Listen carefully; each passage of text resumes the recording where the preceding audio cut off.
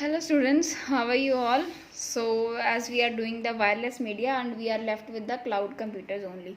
So after this our chapter 6 computer networking will be finished, right? So let's start. So what is cloud? Cloud refers to a network or internet. कोई भी internet या network ਉਹਨੂੰ ਆਪਾਂ ਕੀ ਕਰ ਰਹੇ ਹਾਂ cloud कह रहे हैं, ठीक है. In other words we can say cloud is something which is present at the remote location.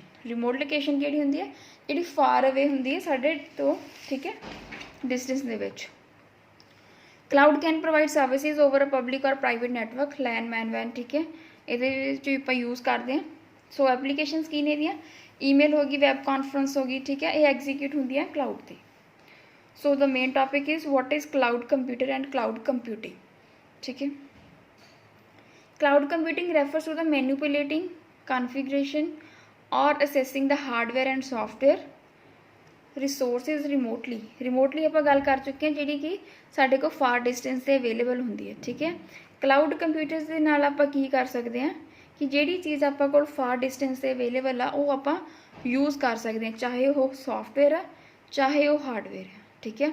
For example आपा कोल एक प्रिंटर आ या एक स्कैनर आ, ठीक है, वो किसी ऑफिस दे विच पिया आ और तुसी की कर सकते हो क्लाउड के थ्रू जिहड़े आ उहनूं यूज़ कर सकते हो अपने ऑफिस दे विच, राइट. सो ये सिर्फ एग्जाम्पल से इदां ही सॉफ्टवेयर होंदे ने. सॉफ्टवेयर भी अगर तुसी बहुत ज़्यादा लाइक ओवरसीज़ भी बैठे हो अब्रॉड कंपनी दे विच, सो तुसी तां भी जिहड़ा सॉफ्टवेयर उत्थे दा सॉफ्टवेयर इत्थे यूज़ कर सकते हो through the cloud, right. It offers online data storage, infrastructure and application. Cloud की है एक ऑनलाइन स्पेस होंदी है जिथे कि तुसी डेटा नू स्टोर करके रख सकते हो, इंफ्रास्ट्रक्चर रख सकते हो और एप्लीकेशन जिहड़ा है सारा कुछ जिहड़ा है उत्थे तुसी स्टोर करके रख सकते हो. In other words cloud computing means storing and accessing the data and program on remote servers that are hosted on the internet instead of computer hard drive, ठीक है. कोई भी चीज़, कोई भी डेटा या प्रोग्राम है ना, कुछ भी जो थोड़े कंप्यूटर से स्टोर नहीं है वो किहदे ते है, रिमोट सर्वर ते है, ठीक है. रिमोट सर्वर जिहड़ा थोड़े तो बहुत ज़्यादा दूर पे है, तुसीं की उहनूं भी असैस कर सकते हो, राइट. इनू आपां होर की कहने हैं, इंटरनेट बेस्ड कंप्यूटिंग, ठीक है. It offers platform independency as the software is not required to be installed locally in the PC.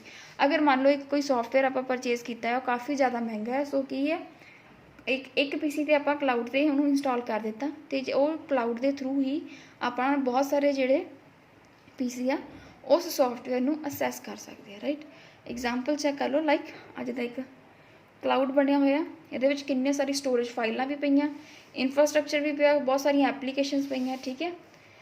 इनू PC भी चला सकते हैं, इनू मोबाइल भी असैस कर रहे हैं, ठीक है. मल्टीपल अगर मान लो आपां कोल फाइल्स ने वो फाइल्स इनू भी चाहिए ने, इस PC वाले नू चाहिए, इस PC वाले नू चाहिए, सो की है ये हर एक जिहड़ा है इनू असैस कर सकते हैं through the cloud computing, right. So next we have types of, ठीक है.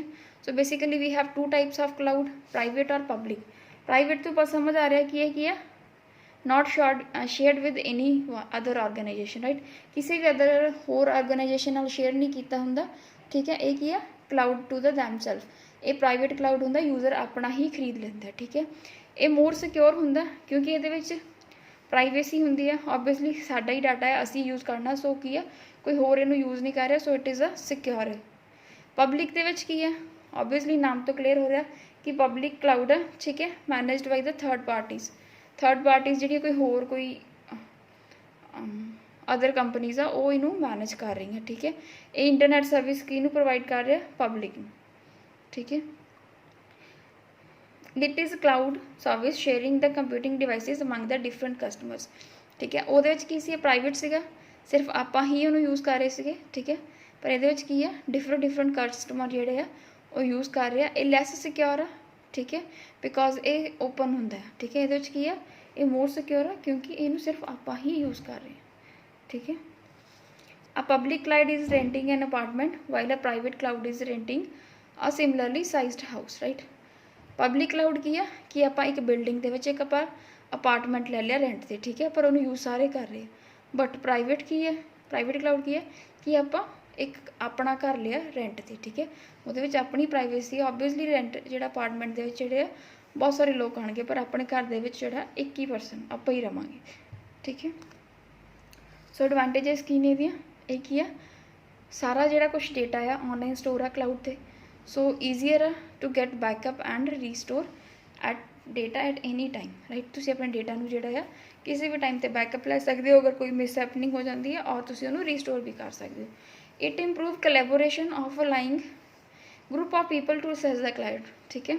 एक कोलैबोरेशन नूं इंप्रूव करदा जदों ग्रुप ऑफ पीपल एक सेम क्लाउड नूं असेस कर सकते हैं, ठीक है। Quickly and easily access of information anywhere and any time, ठीक है।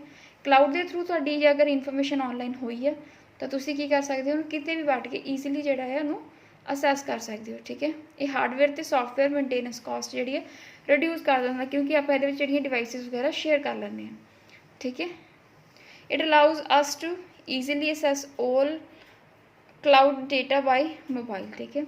आप जिहड़े मोबाइल के थ्रू भी ईजिली जिहड़ा डेटा है असेस कर सकते हैं। सो डिसएडवांटेजेस की नहीं है, so you need a good internet connection, तुहाडे कोल इंटरनेट कनैक्शन जिहड़ा वधिया होना चाहिए, so that you can access the cloud, right.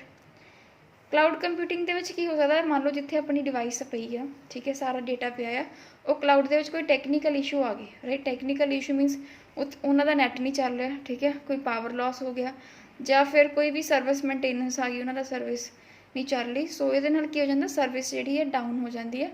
सो ये की है थानू वेट करना पैंदा कुछ भी जो डेटा असेस करने लई। So hope this is clear to everyone and today this chapter is finished. So thank you and have a nice day.